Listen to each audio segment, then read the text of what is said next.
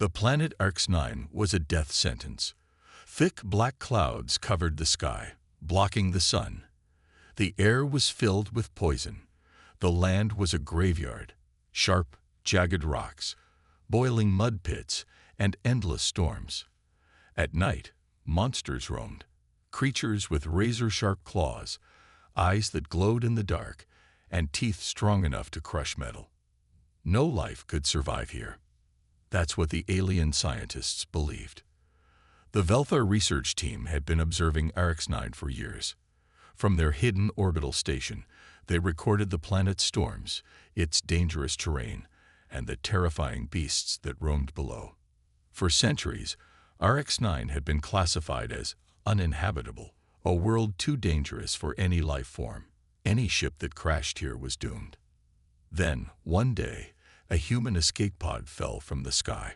A fireball tore through the dark clouds, falling faster and faster. The alien scientists watched from orbit. Another fool meets his end, one Velthar researcher said. Scans show a single life form inside, another reported. A human. The pod smashed into the rocky surface with a deafening impact. Dust and fire exploded into the air. The aliens waited. No one could survive that. Then something moved. The pod's door burst open with a hiss, and a figure stumbled out, burned, bruised, but alive. Commander Jack Carter. The aliens stared in disbelief. Impossible, one of them whispered. He should be dead. Carter groaned, clutching his bleeding arm. His oxygen mask hissed as it adjusted to the toxic air. He looked around. The endless wasteland, the boiling ground, the dark sky. He wasn't dead. But if he didn't act fast, he soon would be. Carter didn't panic. Most species, after crashing on Arx-9, would scream for help. They would freeze in fear. They would run blindly until something ate them. But Carter was human, and humans came from a death world. He moved fast, scanning the area, ignoring the pain in his leg. His pod was ruined. His radio was dead. No way to call for help. No way off this planet. He checked his survival gear. One broken knife, a half-burned medkit, a few protein bars, a small water filter. It wasn't much, but it was enough.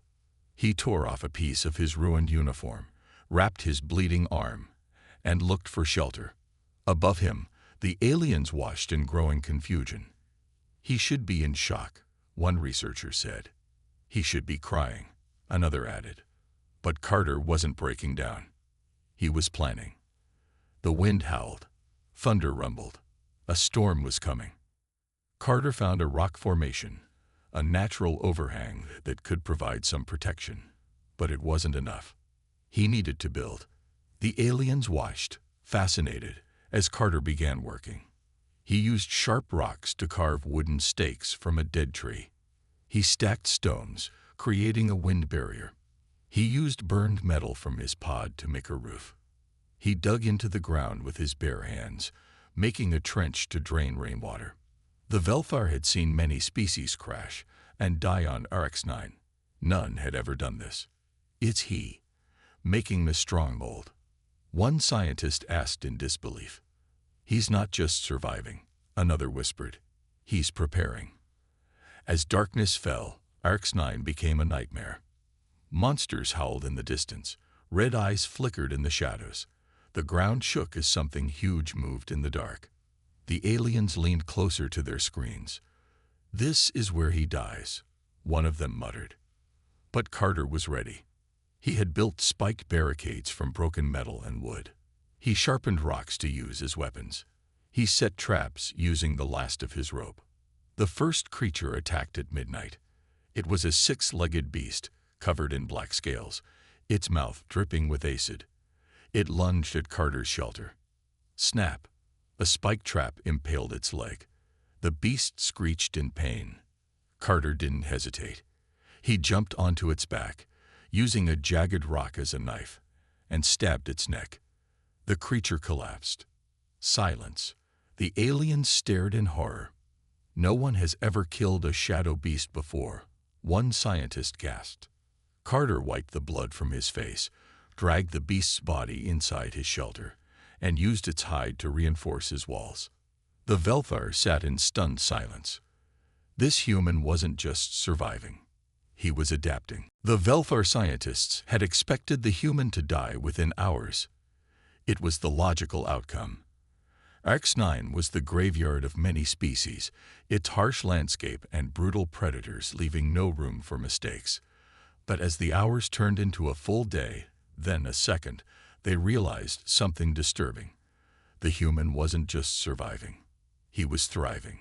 Carter moved with efficiency, every action focused on strengthening his position. He salvaged whatever he could from the wreckage of his pod: wires, panels, bits of metal, even shards of broken glass. Where others would see scraps, he saw tools. He reinforced his shelter, digging deeper into the rock wall to create a more secure space. The storm raged on, howling winds slamming against his barricade, but the human barely stopped to rest. The aliens watched in fascination as Carter turned the corpse of the creature he had slain into useful materials.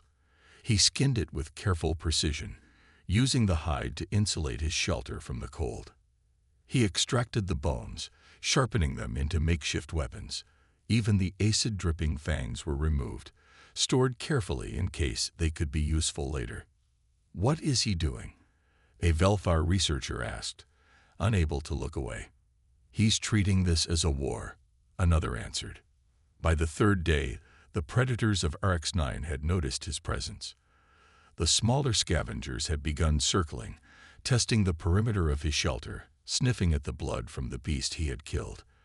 But Carter had anticipated this. He had set traps beyond his immediate camp, using sharpened stakes hidden beneath layers of loose dirt. That night, when a second creature tried to creep too close, it stepped onto one of the traps. The ground beneath it gave way, and the stakes tore through its legs. Its agonized screams echoed into the night. Carter wasted no time. He rushed forward, his sharpened bone spear in hand, and ended the creature's suffering with a well-placed strike to the throat. Up in orbit, the Velthar stared in disbelief. "He's not just defending himself," one of them whispered. "He's hunting them." That was what terrified them the most. Every other species they had observed on Arx-9 either died immediately or tried to hide until starvation took them. No one fought back. No one adapted this fast. But humans, as they were slowly realizing, were not like other species. Carter didn't just want to survive. He wanted to conquer. By the end of the week, the human had created a perimeter around his shelter, marking his territory with the remains of the creatures he had slain. He crafted spears, reinforced his barricades, and even started rationing his limited supplies carefully. The Velthar, who had once believed humans to be fragile, now watched in horrified awe. "He's treating this as home," one scientist muttered. Another whispered, "What if we're the ones who should be afraid?" By the end of the first week, the Velthar were no longer just observing Carter. They were studying him. Every moment of his survival was recorded, analyzed, and debated. The scientific team had started with a simple question: how long until the human perished? But now, their question had changed. How far will he go? Carter had not just survived. He had mastered his environment. His shelter, once a crude rock overhang, had transformed into a fortified outpost. He had built walls reinforced with creature bones, sharpened spikes forming a deadly barrier. He used metal scraps from his escape pod to craft tools, weapons, and even a primitive alarm system. Hollowed-out bones, filled with small rocks, tied together with salvaged wiring, creating an early warning rattle when disturbed. The Velthar had never seen anything like it. The human's resourcefulness was terrifying. "This is not normal," one researcher said, voice filled with unease. "Most species would be desperate by now. He should be exhausted, broken. But instead, he's thriving," another finished grimly. And then came the most shocking part. Carter had started hunting.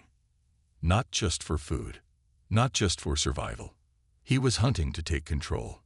The Velfar watched in horror as he studied the predators of RX-9. He observed their patterns, their weaknesses. He learned how they moved, how they hunted, how they reacted to threats. Then, he turned their own tactics against them. Late one night, the sensors detected movement near his shelter. The same creatures that had hunted him before now returned in greater numbers. Their glowing red eyes flickered in the darkness, surrounding his stronghold. They could smell the blood, the human's presence. The Velfar braced themselves. This was it. They thought. He had pushed too far.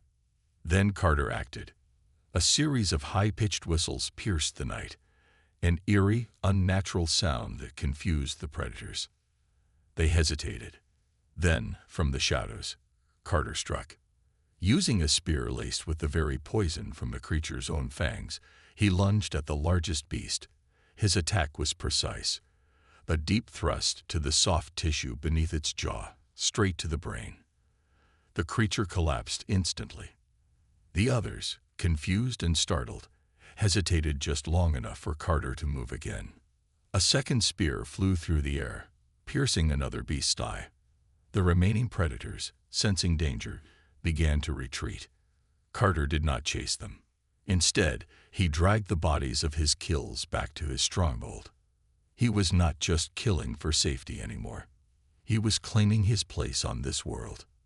The Velfar sat in stunned silence. One finally spoke. He's not surviving.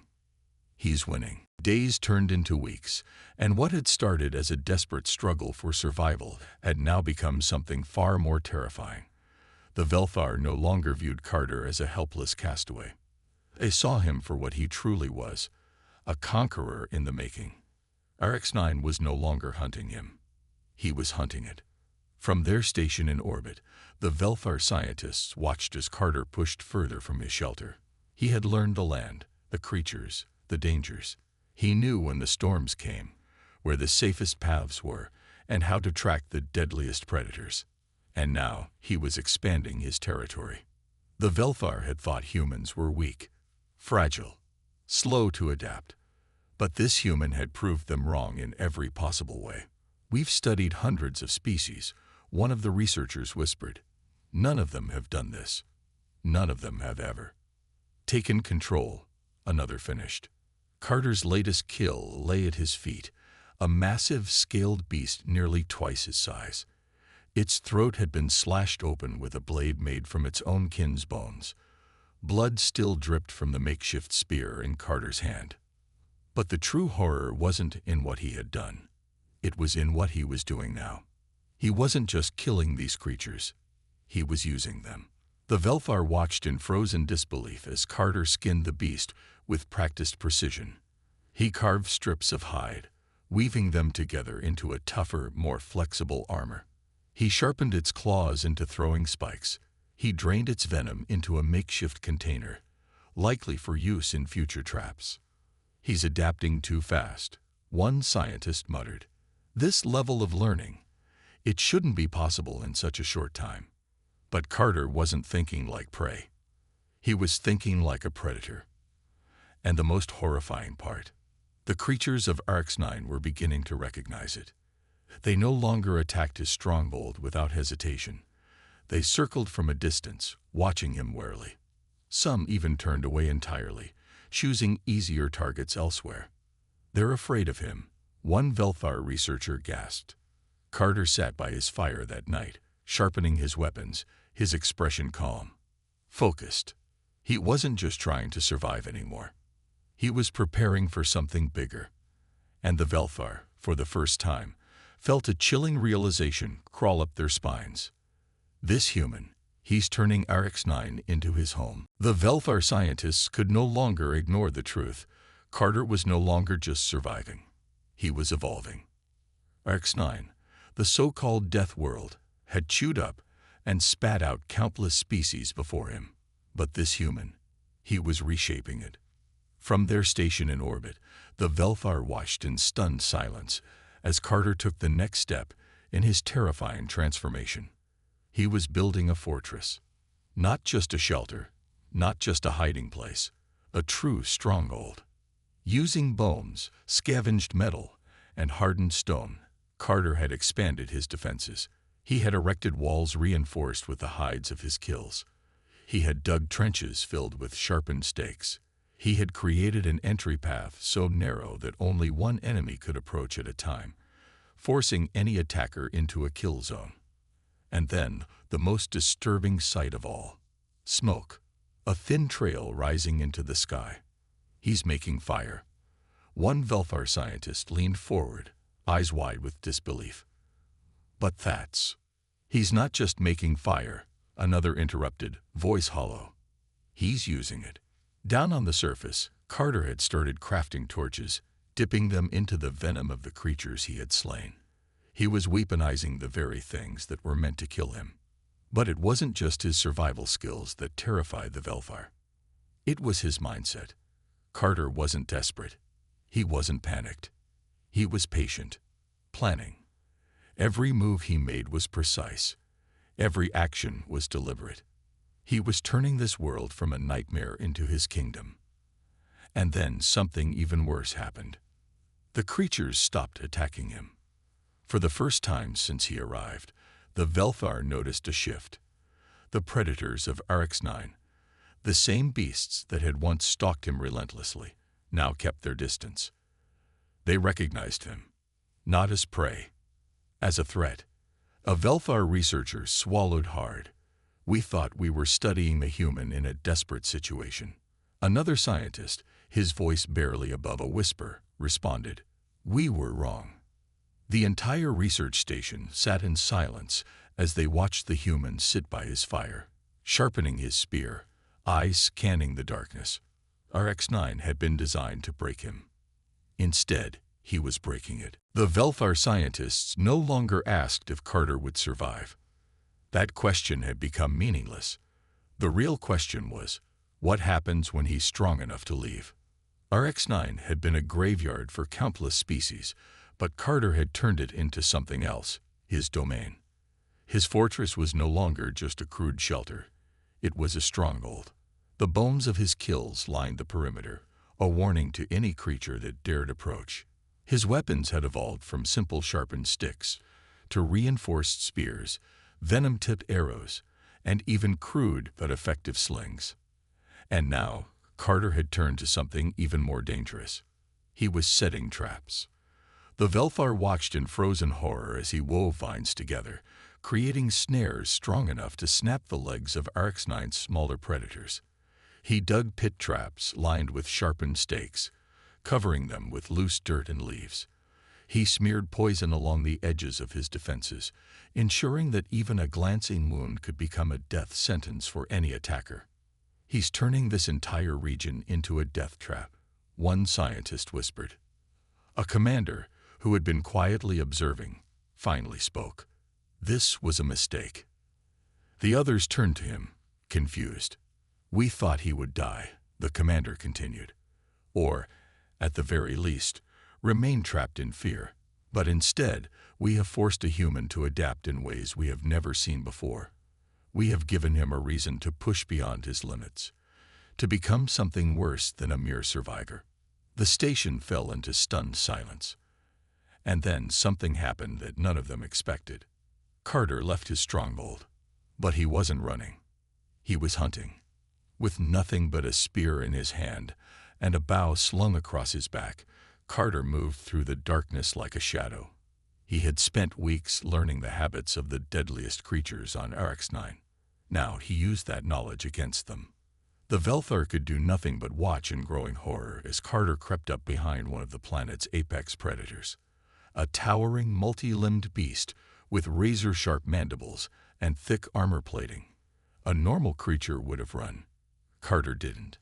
He lunged, striking with precision.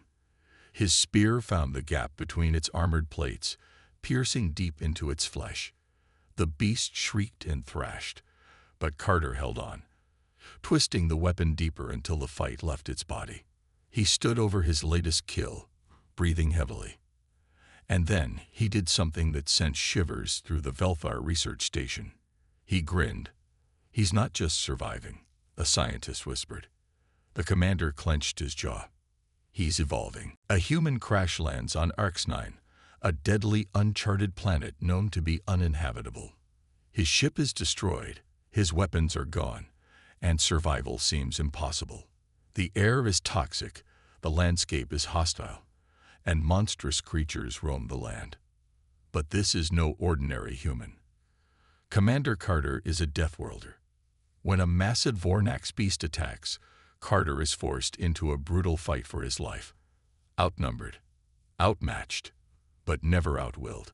Using sheer endurance and primitive tactics, he kills the creature with his bare hands and sharp instincts. The galaxy watches in horrified fascination. No one has ever survived on RX-9 before, but Carter isn't just surviving. He's adapting. Carter realizes he can't stay exposed. He needs a base, a place where he can rest, fortify, and plan. Using wreckage from his ship and natural resources, he builds the beginnings of a stronghold in a canyon. He uses Vornax bones as spears, reinforced metal for barricades, and even turns the beast's hide into armor.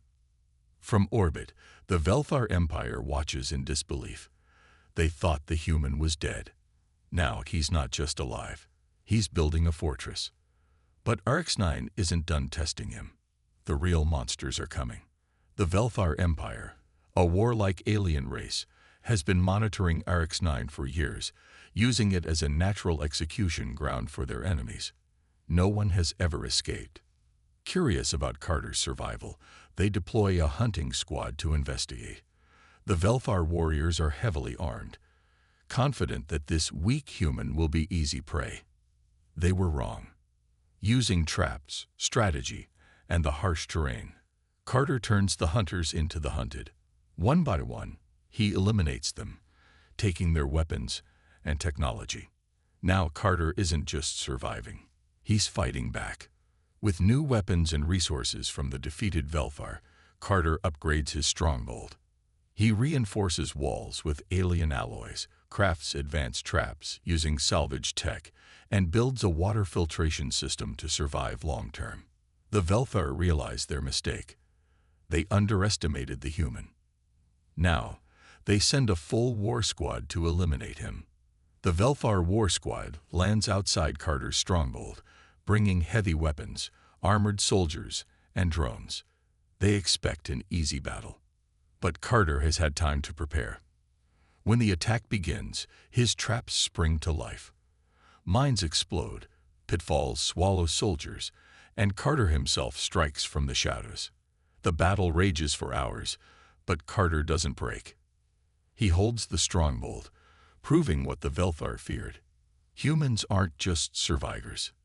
They are warriors. News of the Deathworlder stronghold spreads across the galaxy. Other species hear the tale, one lone human defying an empire on the deadliest planet known. The Velthar, humiliated, realize they cannot ignore this threat. They prepare one final assault, planning to destroy the entire canyon with orbital bombardment. But Carter has a plan. He hacks into a captured Velthar communicator and sends a message to the galaxy. He doesn't beg for help. He dares them. If you think a human can't survive, come find out for yourself. The challenge shakes the galactic order. As the Velthar prepare to strike, something unexpected happens. Other species arrive. Not to kill Carter, but to join him. Warriors, exiles, and outcasts from across the stars land on RX-9, seeking the legendary human. They want to learn from him. What started as one man's fight to survive becomes the birth of something greater. Carter's stronghold is no longer just a fortress. It is the beginning of a Deathworlder empire. And the galaxy will never be the same.